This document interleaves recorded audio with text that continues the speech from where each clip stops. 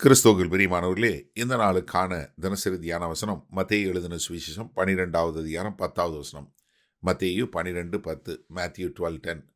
அங்கே சூம்பின கையையுடைய ஒரு மனுஷன் ஒருவன் இருந்தான்.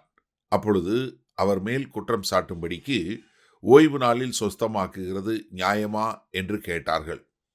இப்ப இயேசு கிறிஸ்துவ எப்படியாவது குற்றம் கண்டுபிடிக்கணும், அவர் ஓய்வு நாளில் ஏதாவது செய்கிறத அவர் மீறி செஞ்சார்னா, இவர் மோசேயினுடைய பிரமாணங்களை மீறுகிறார் என்று சொல்லி அவர் மேல் குற்றம் சாட்டுவதற்காக அங்க காத்து கொண்டிருக்கிறாங்க. அப்ப அங்க ஜெபாலயத்தில் ஒரு கை சூம்பின ஒரு மனுஷன் இருக்கிறான். அப்ப அவங்க கேட்குறாங்க.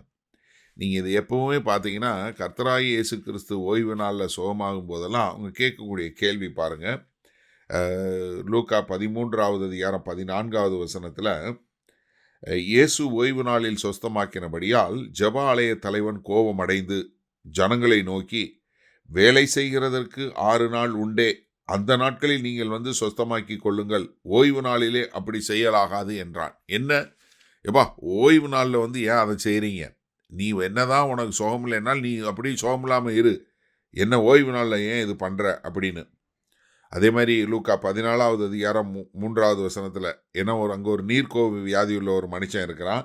அப்போ இயேசு என்ன கேட்குறாரு? நியாய சாஸ்திரிகளையும் பரிசேயரையும் பார்த்து, ஓய்வு நாளில் சொஸ்தமாக்குகிறது நியாயமா என்று கேட்டார்.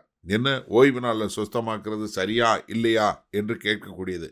என்னன்னா, யூத சட்டத்தின் பிரகாரம் என்னன்னா, ஒரு மனுஷன் சாக கிடைக்கும் போது, ஒரு மனுஷன் சாக கிடைக்கக்கூடிய நிலைமையில இருந்தான்னா அவனுக்கு மருந்து கொடுத்து அவனை காப்பாற்றுவது தப்பு இல்லை. எது ஓய்வு நாளாக இருந்தாலும் அவன் சாக கிடக்கிறவனாக இருந்தால் அவனுக்கு மருந்து கொடுக்கலான்னு அவர்களே ஒரு விதிவிலக்கு கொண்டு வந்துட்டாங்க. இப்போ அங்கே கர்த்தராகிய இயேசு கிறிஸ்து ஓய்வு நாள் யாருக்காக படைக்கப்பட்டது? மனுஷனுக்காக படைக்கப்பட்டதே ஒழிய மனுஷன் ஓய்வு நாளுக்காக படைக்கப்படவில்லை என்பதை காட்டுவதற்காகத்தான் அதை செய்கிறார். அதே மாதிரி லூக்கா 9வது யோவான் 9வது அதிகாரத்தில் ஒரு பிறவி குருடனை அங்கே ஜெபாலயத்தில் அவங்க கர்த்தராகிய இயேசு கிறிஸ்து குணப்படுத்துகிறார். அப்பொழுது அங்கே நடக்கக்கூடிய சம்பவங்க 16வது வசனத்தில், அப்பொழுது பரிசேயரில் சிலர், அந்த மனுஷன் ஓய்வு நாளை கை கொள்ளாததினால் அவன் தேவனிடத்திலிருந்து வந்தவனல்ல என்றார்கள். எப்படி? இவர் ஓய்வு நாளை கடைப்பிடிக்கல, அதனால இவர் தேவனிலிருந்து வந்தவர் அல்ல. வேறு சிலர், பாவியாயிருக்கிற மனுஷன் இப்படிப்பட்ட அற்புதங்களை எப்படி செய்வான் என்றார்கள். இவ்விதமாய் அவர்களுக்குள்ளே பிரிவினை உண்டாயிற்று. என்ன, அவங்க கண்களுக்கு முன்பாக பிறவி குருடனாய் இருந்த ஒருவன் பார்வையடைந்திருக்கிறான். ஆனால் அவங்களுடைய தர்க்கம் என்னவாக இருக்கிறது? கர்த்தரை மகிமைப்படுத்துவதாக இல்லாமல் இவர் எப்படி தேவன்கிட்ட வரல, காரணம் இவர் ஓய்வு நாளை கடைபிடிக்கவில்லை என்று சொல்லக்கூடிய ஒரு குற்றச்சாட்டுதலாய் இருக்கக்கூடியதை பார்க்கிறோம். ஏன்னா இங்கே அவர்களுடைய நோக்கம் என்னவா இருந்தது? தாங்கள் எப்படி இயேசு கிறிஸ்துவிடம் குற்றம் கண்டுபிடிக்க வேண்டும் என்று பார்த்து கொண்டிருக்கிறாங்களே ஒழிய அவர்கள் இவர்தான் மேசியா என்ற ஒரு எண்ணத்திற்கு அவங்க செல்லவே இல்லை. சரியா? ஓகே, இந்த நாளில் இந்த வசனத்தை நம்ம எப்படி எடுத்துக்கொள்வது? நான் நேற்றைக்கு சொல்லும்போது நீங்கள் ஜெபாலயத்துக்கு போகிறத இல்லை தேவனுடைய ஆலயத்துக்கு போகிறத விட்டு விடாதீங்கன்னு சொன்னேன். ஆனால் இன்றைக்கு உங்ககிட்ட இன்னொரு கேள்வி கேட்க விரும்புகிறேன். நீங்கள் எதுக்காக போகிறீங்க? இப்போ இயேசு கிறிஸ்து ஜெபாலயத்துக்கு போகிறாரு, கர்த்தரை ஆராதிக்க, மற்றவங்களை உற்சாகப்படுத்த, மற்றவங்களுக்கு வேத வசனத்தை கற்றுக் கொடுக்க. இந்த சூம்பின கையுள்ளவன் எதுக்கு போகிறான்? அவன் கர்த்தர்கிட்டருந்து எனக்கு ஏதாவது ஒரு ஆறுதல் கிடைச்சிடாதா, கர்த்தர் என்னை சுகப்படுத்திட மாட்டாரா அப்படின்னு சொல்லி தேவைக்காக கர்த்தரை போய் சந்திக்கக்கூடியதாக ஒரு கூட்டம் வருது. இன்னொன்று கர்த்தரை சொல்லி கொடுக்கறதுக்கு. இன்னொரு கூட்டம் யாரு? இந்த பரிசேயர்கள், நியாய சாஸ்திரிகள். இவங்க எதுக்காக வர்றாங்க? யார் மேலே என்ன குற்றம் கண்டுபிடிக்கலாம். அப்போ இன்றைக்கும் நம்மளுடைய சபையில் வரும்போது, நம்ம சபை கூடி வரும்போது ஒரு சிலர் கர்த்தரை ஆராதிக்க வருகிறாங்க. ஒரு கூட்டம் என்ன, கர்த்தரை ஆராதித்து கர்த்தருடைய வார்த்தையை சொல்லணும், கர்த்தருடைய வார்த்தையை கற்றுக்கொள்ள வேண்டும் என்று வருகிற ஒரு கூட்டம் ஒன்று.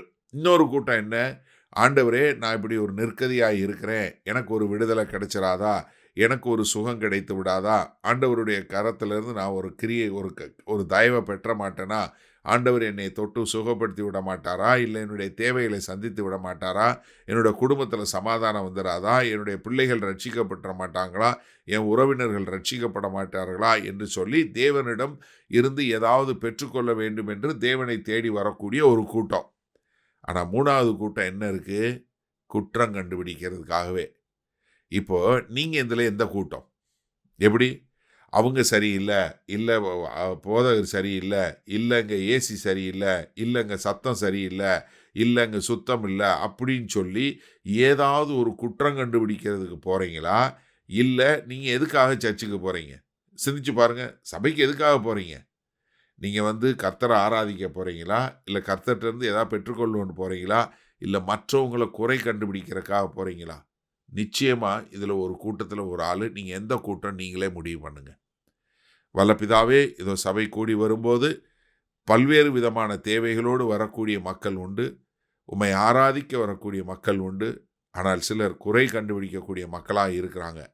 இதோ இந்த செய்தியை கேட்கிற எல்லாரும் அதை விட்டுவிட்டு ஆண்டவரே உம்மை ஆராதிக்கக்கூடியவர்களாய் மாறக்கூடிய ஒரு கிருபையில எங்கள் தேவன் வழி நடத்துங்க.